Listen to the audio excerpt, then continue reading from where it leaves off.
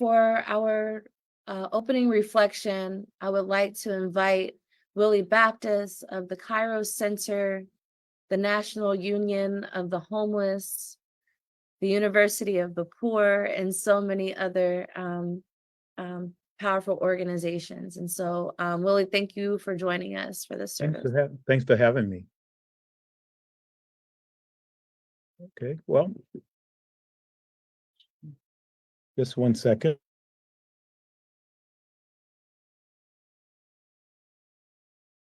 Okay, that was my boss lady giving me instructions. At any rate, I'm happy to be here and happy that you guys have invited me to comment on this day in August. August 11th, 1965. I was 17 years old. I was awakened to an uprising in Watts, the ghetto of Watts, which inaugurated a whole period of uprisings in the latter 60s. And every August, I'm reminded of my participation in that uprising. We had, when that whole period ended, the late 60s, you had anywhere between 250 to 300 cities that erupted, and violent protests against the insane and inhumane conditions that exist in the Black community in Watts. Problems of healthcare, problems of jobs, all the problems that beset ghettos at that stage definitely was the whole basis of that uprising. When all was said and done, people who look back on that period, they compare it to the period that led to the Civil War, that included the Civil War, and said that this period of uprisings in Watts, Detroit, Newark, a number of other Black ghettos at that time was equivalent to the mass uprisings that betook this nation in the Civil War, that this was the largest and most violent uprising since the Civil War. And again, this was owing to excruciating conditions that exist in the Watts community. But its conditions today are visiting every poor community. The white slums, the Black ghetto, the brown barrios, the Native American communities and reservations. Everywhere there's poverty, you see this situation of crises, and the conditions for uprisings to take place this time threatens not just to happen in the Black community, but in all the other communities. And I think it's important for us to look back on this period and see what lessons that we can learn that can guide us in our commitment and convictions today in terms of, fighting for justice and fighting for society where you have poverty in the midst of plenty, unheard of abundance in the midst of abandonment happening to increasing segments of the population. And poverty today knows no color, although it's disproportionately affecting people of color, in particularly Black communities. The overwhelming majority of people who are affected by poverty and are dying as a result of poverty are poor whites. And I think the danger that exists as far as the powers that be is concerned, who are threatened by uprising, threatened by change, is that this thing is going to encompass more and more segments of the population across color lines, across gender, and every other lines of division. And I think this is a very important point that we need to look at. In the Kairos Center, we call this moment in world history as a Kairos moment, owing to some very basic shifts in the economy that is resulting in a growth of poverty and impoverishment. The so-called middle class, the so-called middle section of the population with, uh, you know, living wage incomes uh, that are being depreciated and being lessened. People are being thrown into poverty. Um, and this is result of some real changes in the economy where you have people who are pursuing wealth at the expense of many who are now being threatened or experiencing poverty. Um, I think the thing that I want to really say, secondly, is that the the Black community at that time uh, was differentiated uh, in terms of class divisions.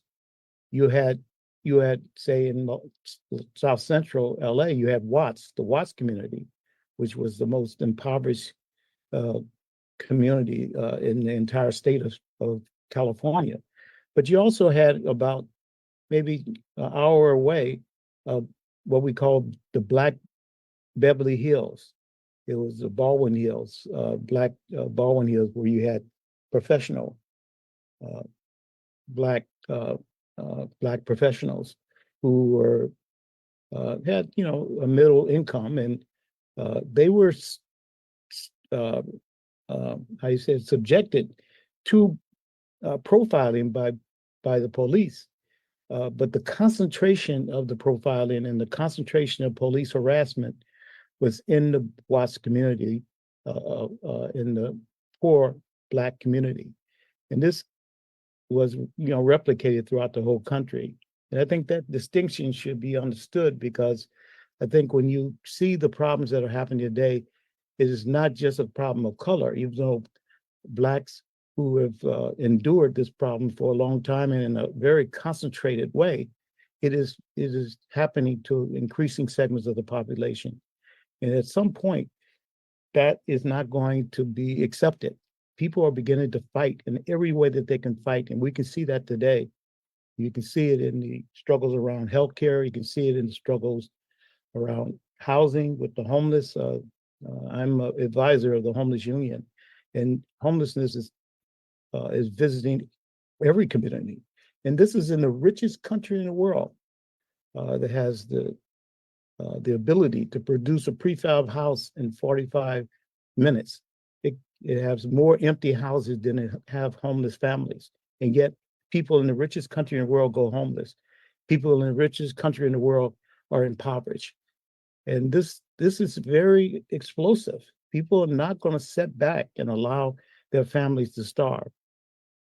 There's going to be a fight back, and there is beginning to be a fight back. And again, it's fine. You see it taking all forms, the students and the death crises, the whole response to the massacre in Gaza, in the Middle East, and how folks are responding to that is all evidence of a period of explosion. And I think the lesson for us is that when you have a big problem, you need a big movement. And a movement always starts with the development of committed, clear leaders, committed in their faith, clear in their understanding of the problems and what they're up against, and connected in a collectivity, in a freedom church that crosses color line, that can come together to move this country. And I think the lessons of Watts, and I'm still a student of Watts, is that there's no way we're going to move out of this predicament of poverty in the midst of plenty, of the inhumane treatment of folks and people dying as a result of poverty and homelessness, unless we find a way to build a movement where we are united across color lines, across all the lines of division, gender, what have you, and that we unite on a global level, that we unite with the brothers and sisters in Palestine, that we unite with the brothers and sisters in Latin America and Africa and in Europe, in Greek, that are suffering, that we build a powerful movement, built first of all among the least of these. And I think The religious message is for us to come together in community where we truly love each other and love our neighbors in a real way and show that love in action and commitment and clarity and connectedness and an understanding of how you go about coming together to really move this country and move the world. I can go on and on. With a name like Baptist, I have this tendency to want to preach, but I'm glad that we are looking at August, and I'm glad every year we look at August, and I think the Watts and the uprisings that took place in August and should be looked at over and over again and studied to get lessons that we can use to guide our struggle today to justice. I think this is what